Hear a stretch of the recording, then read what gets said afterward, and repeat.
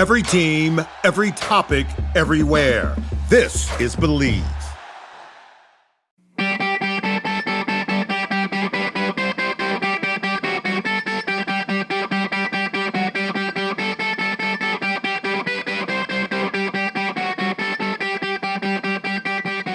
What's up, everybody? Friday Face-Off here today. Jeff Lavecchio and myself, we got a topic for you guys that's going to not cause anything. It's going to be a fun one. And we get a lot of young coaches that reach out to us about climbing the ladder and how do we make hockey a profession? How do we make this a part of our life? I'm really passionate about it. How do we kind of climb that ladder to be able to do this full time? And so I have an email here from a young coach out there and wanted to read it. Vex, you ready to give some advice on how to become a full-time coach? Let's hear it, baby. Okay, so hey guys, I just wanted to reach out to you, see if you've done an episode on this and get your take.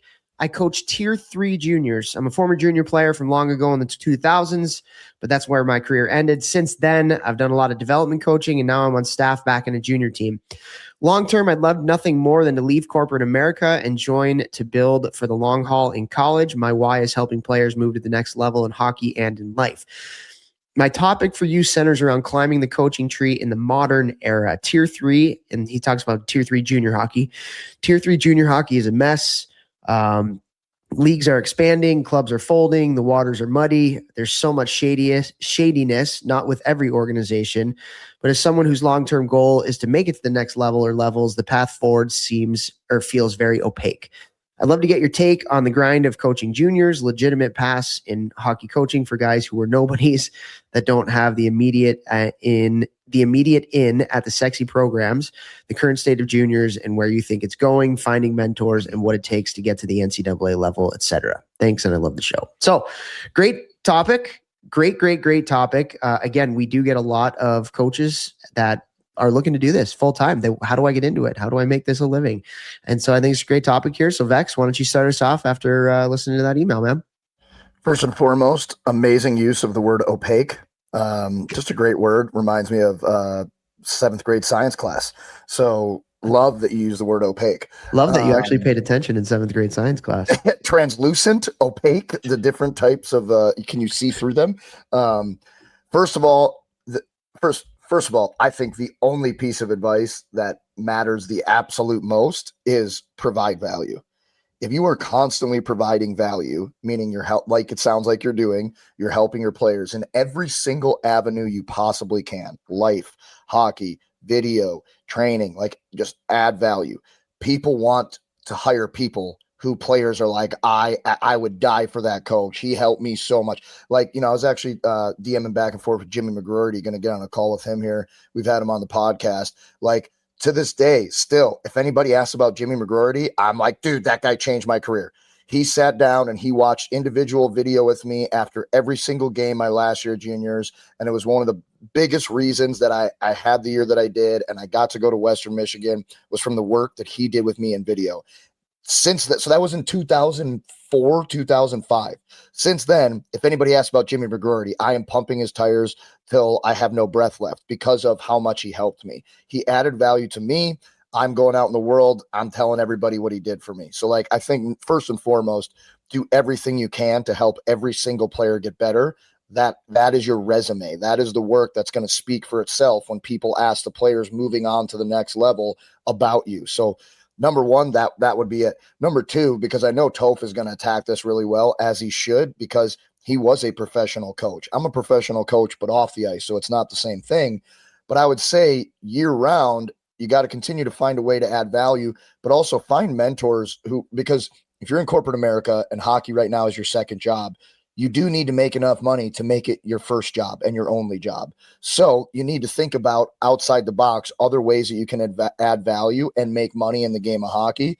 Toph and I talk about it all the time. I have no problem with people making money in the game of hockey as long as you're providing value that is equivalent to what you're charging, whether that's camps, video, mentorship, like coaching multiple teams, like whatever it is, you've got to find a way to bring in enough income that you can do it full time, because if you can dedicate your whole life to it all day, every day, you're going to be able to do a lot better with it than if it's your second job and you're struggling just to, find the time to do it. So I'll let Toph now take it over from here, but those would be my two biggest things: add value, and then you got to find a way outside the box to continue to bring in money on parallel with the value you're adding for the world of hockey.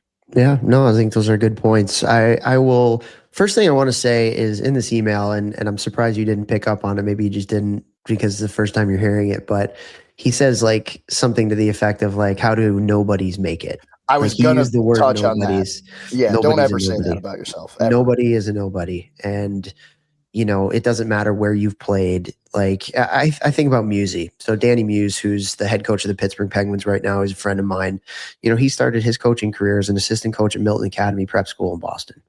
Wow. And again, talking about the things that Vex just said, provided a lot of value there. And then the next job, and then the next job, and then the next job, and the next job, and the next job. And now he's the head coach. He's coaching Sidney Crosby, and you think about, here's a guy who didn't play at a high level. Here's a guy who started off his coaching career in prep school in Boston, who's now coaching the best players in the world and has their respect. So like nobody's a nobody, and it doesn't matter where you played. So I just want to say for all of you out there who are like, I don't know if I want to dip my toe into this. I'm passionate about it, but I don't think it's right for me because I didn't play. Well, it's not true. You now, does it help?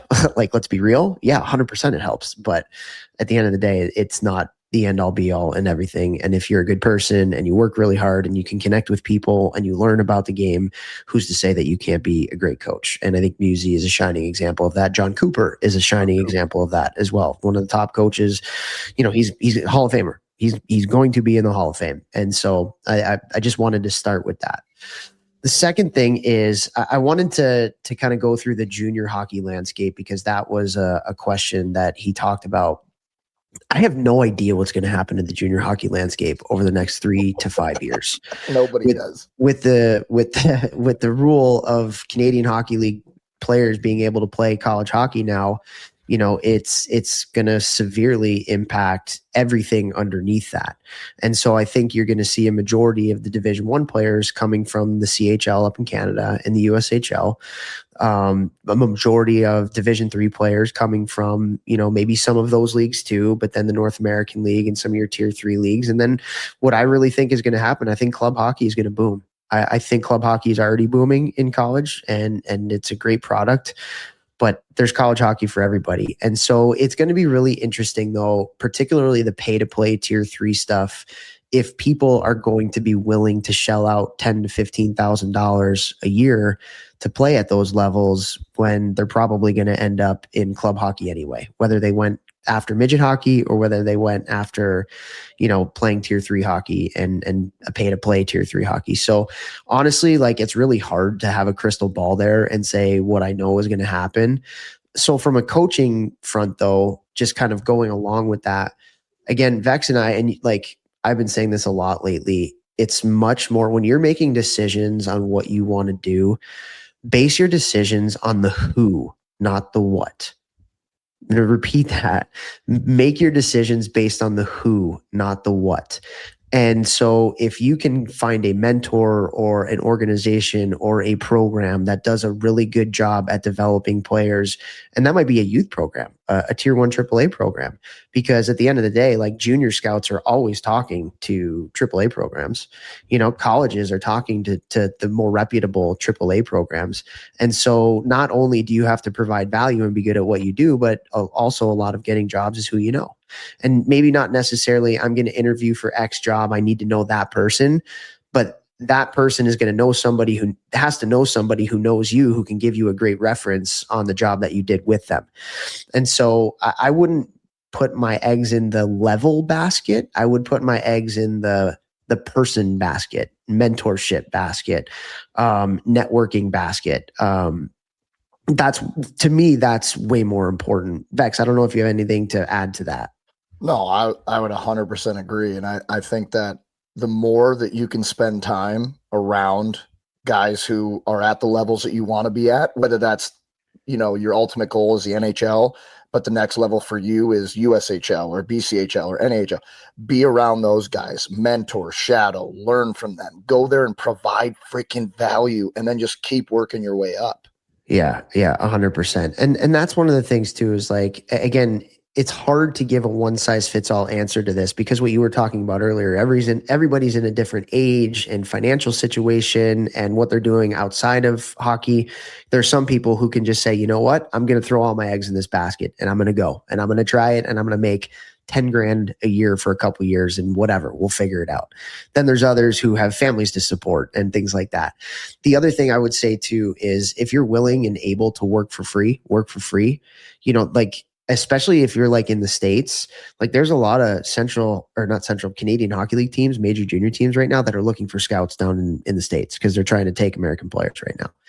You might be able to do that for free, but you're in a room with smart people. Or same thing for the USHL, right? Like find a USHL team or a North American League team. They're always looking for scouts. They can't pay you much or anything, but you get the jacket and you get to meet people. You get to be in rinks. You get to learn things. You get to be a part of a scouting room. You get to provide value in that way.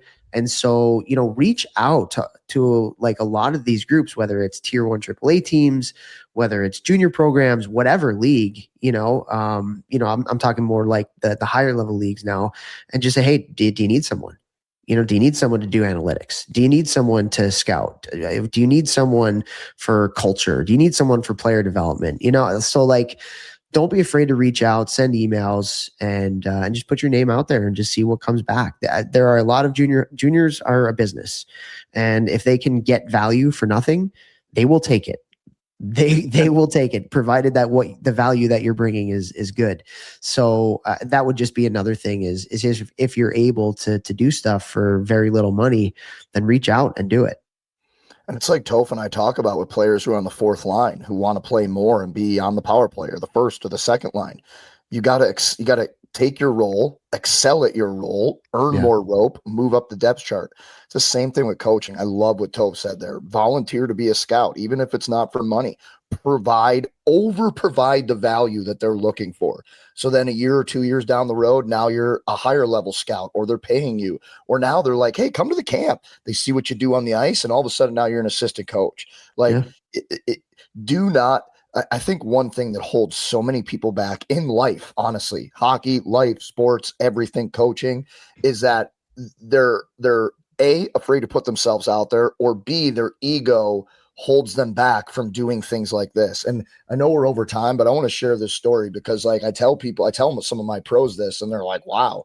When I was playing pro, there was a website for players trying to get over to Europe where I don't even, it was like sportcontract.de or something like that. Yeah, I remember. Yeah, I vaguely remember that. Yeah. It was a genius idea, honestly. And it was like agents used it, but you could also be a player, and you could go on there, and the email of every GM, every head coach, every assistant coach over in Europe, in almost every league, the team would have to put themselves on there, but almost every league you could find the emails for every coach, GM, assistant coach of every European team.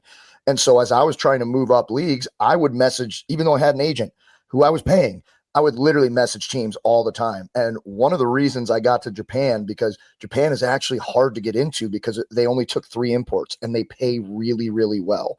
I had messaged a Japanese team that I would love to come over and play for them, and I knew I could score goals in that league, yada, yada, yada. They messaged me back. We're like, hey, we got our imports for this year, but we'll keep you in mind for next year. Well, I ripped up the Austrian league, one of the top leagues in Europe. And at the end of that year, they reached out to my agent because they had remembered that I'd emailed them I was interested in before. And I made the most money that I did in my European overseas career the 2 years that I was in Japan. I got paid really, really well. And it was because I put my ego aside and I sent an email to a team as a current pro hockey player who had an agent. The reason I'm telling you that is don't have an ego. If this is your goal, do everything you possibly freaking can to achieve this goal. YOLO. You only live once. Put yourself out there, add as much value as you can, and climb the damn depth chart. Yeah, man, that's just incredible advice. Like, put yourself out there, get outside your comfort zone a little bit. It is hard reaching out to people that you don't know, but I think what you'll find is there's a lot of really good people in the hockey world who are willing to help. And especially if you're willing to do it for next to nothing or nothing, people are gonna appreciate that rather than think you're, imposing on them. So, love it. Great topic here, guys. Really appreciate the email. Again, we love doing these types of things when you guys reach out. So keep them coming. Keep the messages coming, and we'll try to get to as many as we can on these Friday face-offs and short shifts if they're hockey specific. So appreciate everyone. Have a great weekend. Woo!